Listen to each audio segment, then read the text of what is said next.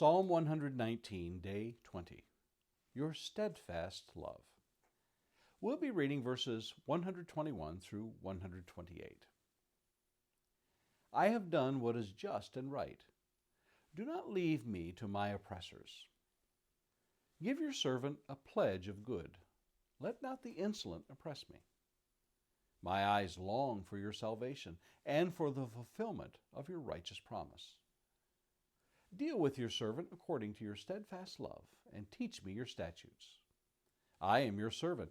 Give me understanding that I may know your testimonies. It is time for the Lord to act, for your law has been broken. Therefore, I love your commandments above gold, above fine gold. Therefore, I consider all your precepts to be right. I hate every false way. Our thoughts today center around verse 124. Deal with your servant according to your steadfast love, and teach me your statutes. Here are three different translations and the way they put this verse. The American Standard Version tells us, Deal with thy servant according unto thy loving kindness. The King James Version translates it, Deal with thy servant according unto thy mercy.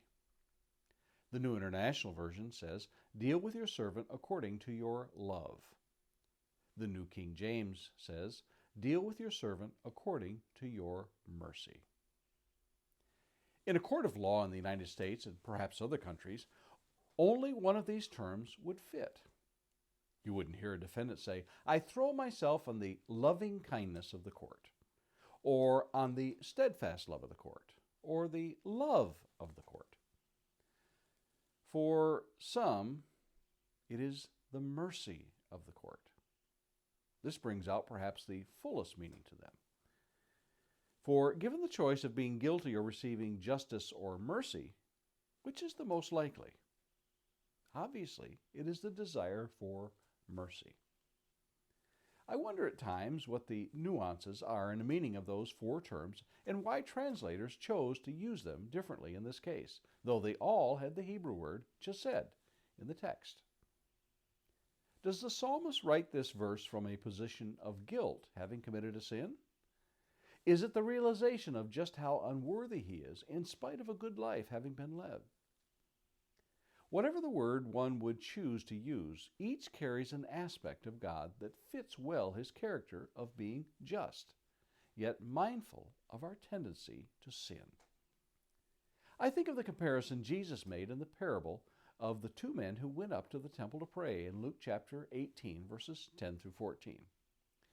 Two men went up into the temple to pray, one a Pharisee and the other a tax collector. The Pharisee, standing by himself, prayed thus, God, I thank you that I am not like other men, extortioners, unjust, adulterers, or even like this tax collector. I fast twice a week. I give tithes of all I get. But the tax collector, standing far off, would not even lift up his eyes to heaven, but beat his breast, saying, God, be merciful to me, a sinner. I tell you, this man went down to his house justified rather than the other. For everyone who exalts himself will be humbled, but the one who humbles himself will be exalted. And I connect this to Jesus' Sermon on the Mount and these verses from Matthew chapter 5, verses 3 through 5. Blessed are the poor in spirit, for theirs is the kingdom of heaven. Blessed are those who mourn, for they shall be comforted. Blessed are the meek, for they shall inherit the earth. In the psalmist's attitude of humility, he understands the loving nature of God and desires in his own state, no matter how pious, blameless, or righteous, the need to be taught of God.